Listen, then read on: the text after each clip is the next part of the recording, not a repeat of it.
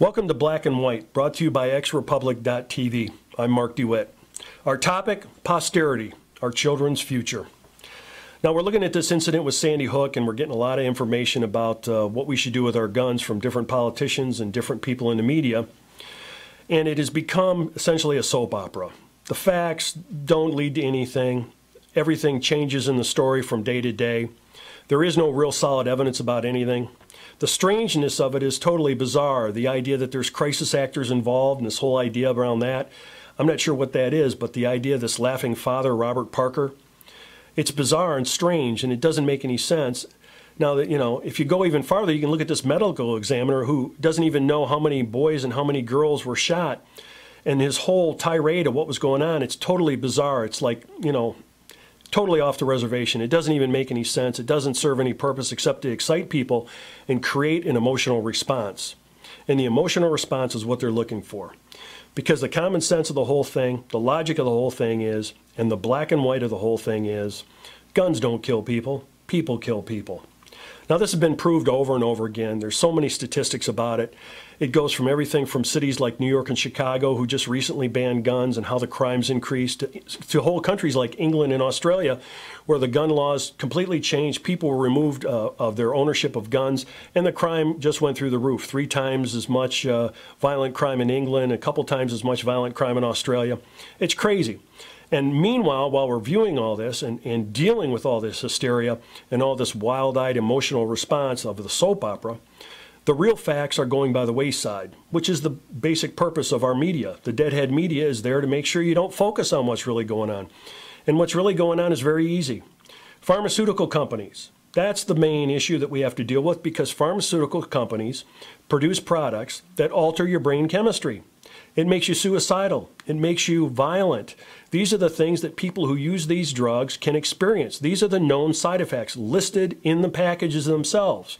And one of the interesting things about the thing that sparked all this was when Alex Jones actually, who did a pretty good job in general, I'm not going to criticize him or even comment on the different things that happened. But what he did is he pointed it out, that the major sponsors for CNN and Piers Morgan were pharmaceutical companies. And what's that all about? Nobody wanted to talk about that. Well, the basis of it is that these drugs alter the chemistry of your brain. They make you a different person. No gun ever changed you into a different person. Pharmaceuticals do. And that's the basis of it.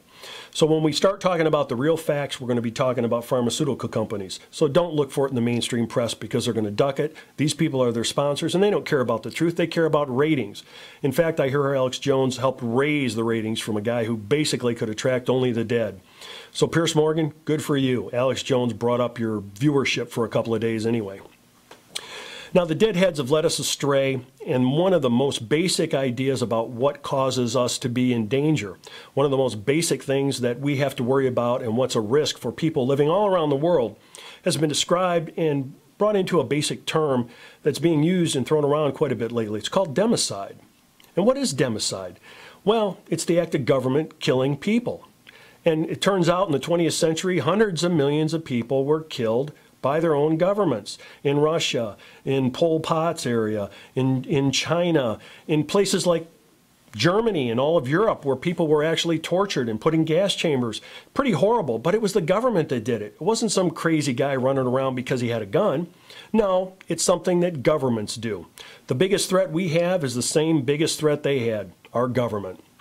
Now, the interesting thing about all this hoopla is that gun rights are a pretty sensitive issue with Americans. And there might just be a little attitude left in some of the men out there and some of the women out there who might think that defending themselves is their natural born right. And it is. You see, the Bill of Rights doesn't give you those rights. The Bill of Rights is designed to limit government's influence on what we do. That's what it's for. It says the federal government can't do this. The Second Amendment says that your gun ownership rights shall not be infringed. Now, of course, they've edged away at that, and they've chipped away at it with the '68 law and with the different laws that have come subsequent to that. And now with the NDAA, which was just signed into law, not only is it getting more difficult to defend yourself, but government is taking an active role in saying that they can come out and legally end you. They can take you away, never to be seen again. Who knows what they're going to do with you? Are they going to kill you? It doesn't matter. You'll never be seen again. Now, this is the problem we have right now in dealing with these gun laws and what's going on with Sandy Hook. Everything is convoluted, but it's very basic. The government never had the right to do this, and they never will. The idea that we can argue about it or somebody on a television show has an opinion about it doesn't mean anything. The government flows from us, and it's about time we started ending the problems we're having with our government. Now, in order to end tyranny, the first thing we have to recognize is what government is in its most basic sense. And all it is a parasite. Government doesn't create any value. It doesn't do anything of benefit. It takes our funds and supposedly directs them to our benefit. But they don't create it. It's our wealth. It's our labor that creates this value. And government's gotten to the point now where, as our employees, it's decided it's in charge. This happens all throughout society. Can you imagine it? People that work for you are now telling you how to do things? Well, it's pretty common. Just look at the medical system. Look at the education system. These people are telling you how to do things. And once again, it's the federal government that came in and got into education in this country. And what can we say about our children and their future in education? Well, it is still the most expensive, even though it keeps going lower and lower on the list, and our kids are less and less capable of competing around the world. That's what the federal government did for education and for the future of our children. And they've done the same thing in medicine. The federal government has now stepped into a socialist health plan brought on by our new president, who evidently doesn't care whether he's a traitor or violates the Constitution in so many different ways. He's decided that one of the worst things about our education and our medical system is that we have to continue to pay it at the behest of the federal government. And medicine is no different than education. The federal government dictates the terms, and our medical system is getting worse and worse. And now with socialized medicine, it's going to even be worse.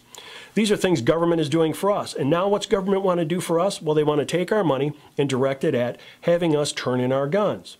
Irregardless of whether it is a gun or it's any kind of personal property of yours, when in the world do you think that government should come and seize your property? Well, how about never? That's my answer. They don't have any right to my property. My rights say that I have a right to my property, that I have a right to my freedom, that I have a right to say whatever I want, to believe in whoever I want, and to defend myself from anybody who would try and take my life. That's what our Constitution affirms by limiting what the federal government can do. So here we are again with prohibition. And we know how that works. They're talking about prohibiting guns. Well, guess what? They prohibited liquor. How'd that work out? Well, it funded organized crime. That's how it worked out. It created a huge surplus of money, illegal money that was never taxed, taken by organized crime to do the kind of things that it needed to do to make sure that they could slip through the holes and get around governments and buy off the cops and own the judges. Everybody's seen the old Godfather story where the guy bringing in the heroin goes to the Godfather and says, hey, you know, I want to bring drugs in. And he says, look, even my good friends in government and the judges would turn away for drugs because it's such an evil thing. Well, they decided to shoot the Godfather and they brought the drugs in anyway. Of course, that's a movie. Now, in our case, we know that prohibition doesn't work. And drug prohibition didn't work. All it did was fund organized crime. And at this point, we've not only got major banks laundering all the drug money, we've not only got CIA planes bringing in cocaine from South America, but we've got our own Marine Corps over there in Afghanistan guarding the poppy fields. And guess what? When the Taliban ran Afghanistan, they had about 10% of the world market in heroin. But since the United States took over control of that government and the Marines started guarding the poppy fields, Afghanistan is now accounting for about 90% of the opium and heroin around the world. It's a real cash crop over there in Afghanistan. It's great that the American taxpayer can send their children and pay the bill to guard it for them. Well, you know what? The Bill of Rights and all the different things that it defines and limits government in doing has been turned around on us to the point where now we believe that we're fighting for those rights. Well, we never had to fight for them. Those are God-given rights. When the Constitution was put together, the Constitution was put together based on the fact that all men are created equal under God through nature. This is the deal that we have. The government's being limited because of all the horrible things governments can do, and the Founding Fathers were certainly aware of that. One of their big problems with government that they were dealing with at the time, and you remember this, was called taxation without representation. Well, we're paying huge amounts of tax in order to guard poppy fields in Afghanistan, in order to ship cocaine up into the United States, and now to start policies to confiscate our guns. Now, I can remember about 20 years ago, and people started talking about in terms of the economy, which is very important. A free people have a healthy economy. That's one of the benefits of freedom, is that your economy blossoms under freedom. But about 20 years ago, they said that this was going to be the first generation that did worse financially than its parents in the United States history. Well, that's about 20 years ago. We've actually moved to the point now where through the National Defense Authorization Act, the John Warner Defense Act, and the Patriot Act, we've gotten to a point where not only have we lost our rights, but they are institutionalizing slavery. Now, people may say, what do you mean they're institutionalized slavery? Well, let me tell you something. One thing about owning property, when that property is a human being in slavery, is since it's your property, if you decide you don't want it around anymore, you put it down. That was one of the big complaints about slave owners, that they were so hateful and so rotten and so mean. We know it from all the little television series and all the different things that people told us. Well, let me tell you something. Whether it's Egypt or Rome or south parts of the United States, when slavery was here, if you were somebody's property, nobody said anything if they decided to end your life. And now we have the government institutionalizing the ability to take you away, never to be seen again. They've institutionalized the most extreme parts of slavery. Right here, as you stand before me, as I look at you right now, we are all being told we're slaves. This is what's happening. Now, all these programs and all these bills that have brought us to this point were sold to us as security. You need to be more secure. Well, democide proves that the most risky thing that we can do is allow government to run free. It's the most dangerous thing to anybody. And if you look at what government's done for us in just the last 50 years or so, we've gone from having the best education system in the world to being 30th on the list in most categories. And we're not rising like a rocket. We're teaching social principles instead of math and English. And guess what? One of the benefits of federal government running your education system is it costs more than any other education system in the world. That's right. It's the most expensive. Not only is it crummy, not only are our kids getting a half-rate education, not only are we 30th on math and science tests around the world with third-world countries who have dirt floors for classrooms doing better, but it's the most expensive. And guess what? We've got a lousy healthcare system. Not only are we sicker, not only do we not live as long as people around the world, but guess what? Now it's socialized. That's right. This latest president brought us socialized medicine. And let me tell you something. Go anywhere in the world where they have socialized medicine, you're going to find out something. You wait forever for basic surgeries. You wait forever in order to personally see a doctor. But here, once again, in the United States, where our healthcare program is just going worse and worse and worse and about to take the worst turn ever, it still costs the most of anywhere in the world. The highest cost for education, and it's crummy. The highest cost for medicine, and it's crummy and getting worse. What else can government do for us? Well, you know, the government has gone out of its way to create all these things on behalf of, I don't know, special interests, people who have ideas that are completely wrong, supporting policies that constantly are the wrong policies. I think our real problem is the people we got in government. They obviously can't think clearly. And when you start thinking about the things that are being said by Senator Feinstein or Senator Schumer or the different people that stand up and rail on these things, just in listening to them, it's hard to understand why anybody in those states would even vote for them. But then let's face it, there is no chance to go out there and vote for anybody worthwhile because there's no party that puts a worthwhile candidate out there anymore. And even if they did, what chance would you have? The entire voting system is a fraud. Black box voting, manipulation of ballots, we saw it in the latest presidential election. There were stories on the main line that even said that, you know what, Romney might have won. Well, who cares? It doesn't matter. Our voting system is a fraud. If you think you're going to change things by voting, you're making a serious mistake. The people who run that game are in complete control. They're doing a miserable job, and the only thing they want you to know is no matter what they do to you, it's going to cost you more. Taxation without representation. Here we go. Is it 1775 again? Now, there's good reason to understand why these people do it. And people will always say, why? Why would somebody ruin their own country? Why would somebody make the wrong decision on purpose? Well, there's a good book on that. And it basically talks about the idea that people who try to get in high-level power positions have a particular type of personality. It's the personality of a psychopath. Now, one of the predominant traits of a psychopath is habitual lying. A person that has no remorse for telling a lie, no guilt for anything they've ever done, is a psychopath. Well, guess what? If you compare that as a measure to the people in the Senate, in the House, in the presidency, you might be surprised that a lot of them start looking like, well, textbook psychopaths. That's a good reason to understand it. Now, at the same time, we're dealing with all these problems. We got this crazy government that doesn't seem to be able to handle anything, consistently gets everything wrong. Our whole system is falling apart. Our kids' future in education, they're going to be less capable of competing. Our whole system of medicine is going to leave our kids in a position where they're less healthy to compete. Our financial system is going into the toilet, and, well, guess what? Our kids are going to be poor, stupid, and sick. That's our posterity at this point, but we can change it. And we've had an example of how we can change it.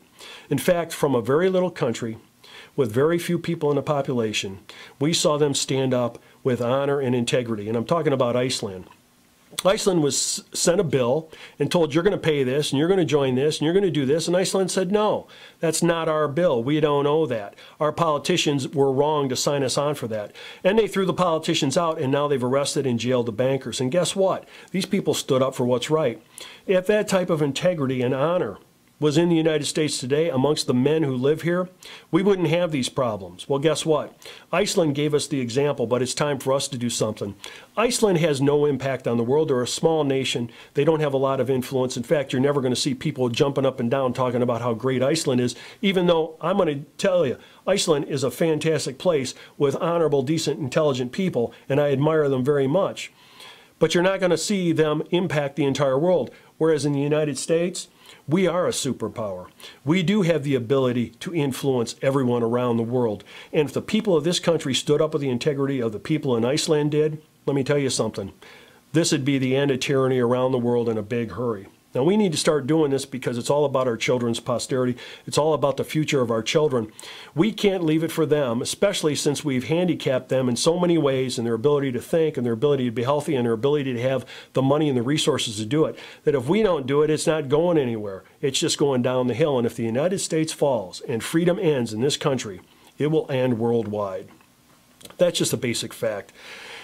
We have within our hands the ability to do something about it. This is a great time for people like us because here we are with the ability to do something tremendous, to put an end to these type of people, to the things that are going on that are so negative around the world and in this country.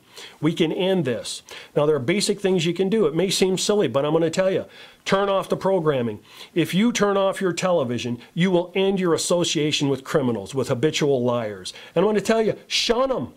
You don't need anything to do with them. You don't need a professional liar to come on and tell you something. To come into your home, when you pay them to come into your home, no. Take responsibility for your own health. Prepare for any circumstances, irregardless of what it is. Start knowing yourself. Start reading about what's going on. Most of these diseases and the things that are going on right now have been cured a long time ago. There are so many natural cures to all the things that you're doing. Even a cursory understanding of this information is going to give you great insight into helping to make yourself healthy and strong. Prepare for any circumstances and be capable of defending yourself. Find like-minded people for support and mutual advancement. If you do those kinds of things, you're going to find that there are a lot of people just like you, people that are sick and fed up with the kind of things that are going on here, that maybe have come to that point where the camel, the last straw, broke its back. We're there right now. You're going to find those people. Identify the places that you can impact change for freedom. Now, I usually ask this question at the end of every tape. How's your leadership doing? I'm going to tell you, as a rule, government is foolish. I don't think I've really found anybody, at least in my lifetime, that made too much sense or that improved anything. Everything's basically gotten worse and more expensive. And meanwhile, the government passes laws that say they can insider trade. They get caught insider trading, they change the rules. So what is our advantage to go into government that simply changes the rules to say that they can steal, that they can cheat, that they can lie, and it's legal? Well, you really don't have any impact there. And I'm going to tell you, you're wasting your time if you're going to change things through the government. The government is not the place to go. It's foolish to think we can win in a place where they change the rules as needed. And if you're going to go through all these things, you have to look for where you can do something. The most important thing to do is no matter what you decide, in what capacity you can act in for the benefit of other people, for the benefit of your children, for the benefit of the future of the world, is have honor. Do what's right. Care about other people. That's the message for our posterity. We care, we have honor, and we do right. That's what we need to hand down, but we need to do it by example. I'm Mark DeWitt for Black and White and XRepublic.tv. Thanks for listening.